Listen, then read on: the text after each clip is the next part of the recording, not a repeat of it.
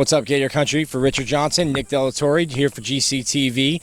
First open practice of fall camp. Richard, first time we've been able to come out here, see the team live, with our own eyes. What did you see? You were focusing on the offense. What did you see from the offense tonight? The first thing that jumps out to you is the passing game, the fact that there is a passing game. Demarcus Robinson, just the highlight play in the very early goings, running down the right side, beats Marcus Roberson, extends a hand out, reaches the ball in with one hand and never breaks stride as he goes untouched to the end zone. It was just one of those things that you saw an actual forward pass from the University of Florida offense. It's something that has been missing for a while. It has been missing.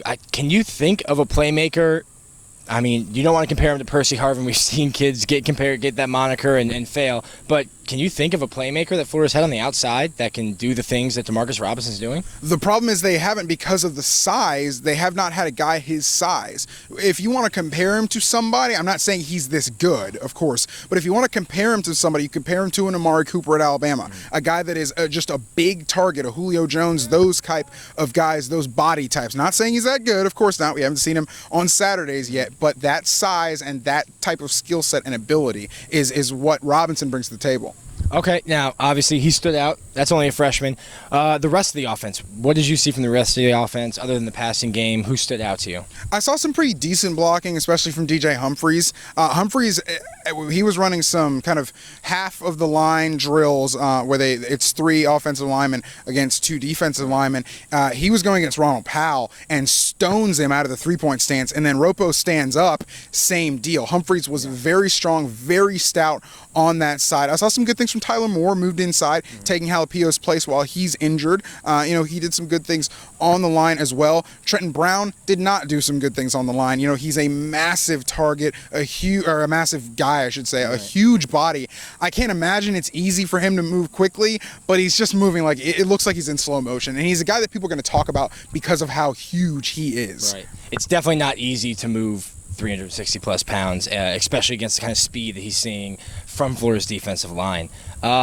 How did the quarterbacks look? How did Driscoll look to you? Driscoll looked good. I mean, it's obviously there's no hits coming, and when the pass rush beats the offensive line on pass protection, obviously they're not putting him on his tail, so there's not the threat of that. So he looked comfortable as you can be when you're not getting hit. Of course, you have to see it through that lens, but he made some great passes, put the ball on the money a lot of the times, and looked, it was practice tempo, practice good.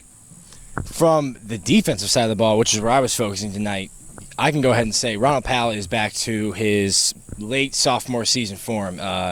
There's no limp. He's out here running full speed. He's ready to go. On the other side, Dante Fowler showed out tonight. Dante Fowler had a great practice. Dominic Easley. These are guys that you can kind of just expect a certain level of play from, and they're going to meet that expectation every practice, every Saturday. And they definitely gave the offensive line all they could handle tonight. Yeah, I mean, Dante Fowler, you know what you're getting with Dante Fowler. It's a guy that outproduced the guy he backed up last season. So he is a guy that can play, and now he's assuming that buck role. And you've got Ronald Powell as a Sam and Dante Fowler as a buck, as 2 bookending outside linebackers that really can play the game. A little bit on the negative side on defense, and uncharacteristic for him, Marcus Roberson struggled today. He had some tough matchups. Most of the day he was on Quentin Dunbar. When he wasn't on Quentin Dunbar, he had a couple run-ins with Demarcus Robinson that didn't go his way. Not a guy that I'd be worried about. It's just one practice. They weren't going full out today because they have a scrimmage tomorrow. He's a guy that, he's your number 1 cover corner, just not his day today. Someone that we did see some good things from, Keanu Neal, Marcel Harris, Alex 2 young Anzalone. guys. Alex Anzalone as well. He had a really good pass breakup in the very beginning before they even stretched. They were running through some stuff, and he had a pretty great pass breakup in the middle on Clay Burton. So he's looking good. Alex Anzalone as a younger guy.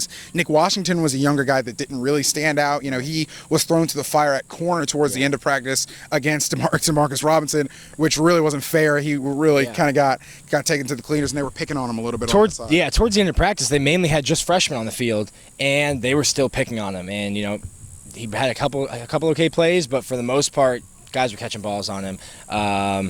I think he's still swimming a little bit. He's got a little ways to go. Quickly wrapping up, let's go with 5 guys that were impressive tonight. 5 guys that impressed me. DJ Humphries impressed me. Jeff Driscoll impressed me. He did what he could do. DeMarcus Robinson. Quentin Dunbar also. We did not talk about Quentin Dunbar. Him and Robinson were rotating in and out at that number 1 wide receiver position. Quentin Dunbar, again, impressed me. You picked up on Dante Fowler and Ronald Powell. Also Dominic Easley on some stunt work, and John Bullard also. Okay. And let's see, who else did I see? Valdez Showers actually looked good to me. He's playing at a position that he hasn't played at in since high school. He played a little bit of running back in high school, so he's a natural ball carrier. You saw some of that today, but what surprised me was that he had good hands catching the ball out of the backfield. So that's maybe a role. They're looking for somebody to fill Amarius Hines' role from last year. Physically, I think that's a guy like Marquis Hawkins that kind of looks like that and could play in there. He's more of a receiver, but that's something where he could develop into that position. Yeah, it's something, the wide receiver, everybody knows the wide receivers at Florida, they need to produce. They haven't been producing in recent years. Any help they can get out of that position, right, they're gonna throw things at the wall until they stick, a la Lucius Purifoy, who did not play offense today to quell those rumors. No offense from Lucius today.